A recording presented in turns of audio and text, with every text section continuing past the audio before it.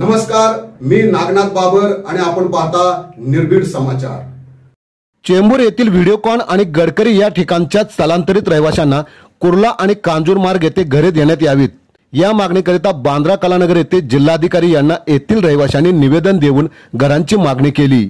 वर्ष 2017-18 मध्ये मुंबई महानगरपालिकेने पवईतील तानसा पाईपलाईन येथे असलेल्या झोपडपट्ट्या पाडल्या आणि त्यातील काही रहिवाशांना चेंबूरच्या माहुल गावातील MMRDAच्या इमारतीत स्थलांतरित केले।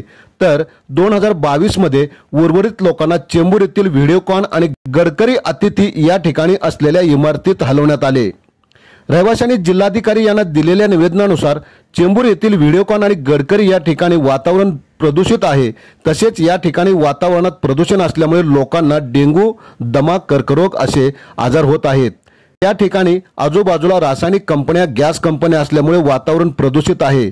तिथे रहिवाशांना नाहक त्रास सहन करावा लागत आहे। तसेच आजूबाजूला शाळा, दवाखाने, भाजी मार्केट आणि इतर सुविधा नाहीत। रेल्वे स्टेशन ही खूप लांब आहे। तसेच बऱ्याच लोकांचे कामधंदेही पवई विभागात असल्यामुळे लोकांना कामावर जाणे येण्यासाठी खूप त्रास सहन करावा लागत आहे, असे दिलेल्या निवेदनात मागणी केली आहे।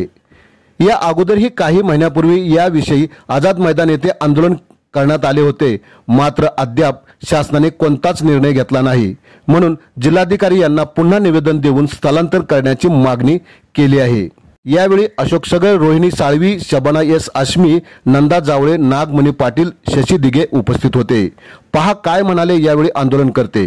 सांगितली की आम्हाला 4-5 वर्षापूर्वी तानसा पाईपलाईन पवई अंतर्गत या विभागातील झोपडपट्टी निष्कासित करून जवळजवळ काही माहुलवाशांना स्थलांतरित केलं होतं। नंतर उर्वरित 150-200 लोकांना गडकरी व्हिडिओकॉन या ठिकाणी स्थलांतरित केलं होतं आणि त्याच्यामुळे तो जो व्हिडिओकॉन गडकरी अतिथी आहे प्रदूषित आहे।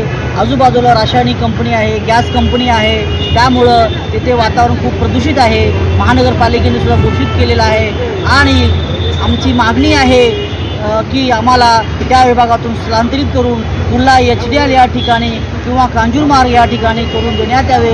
आम्ही जिल्हाधिकाऱ्यांनी माहिती सांगितली, खरोखरच साहेब त्या विभागामध्ये लोक राहण्यासारखं नाही आहे, प्रदूषित एरिया आहे। त्यामुळे लोकांना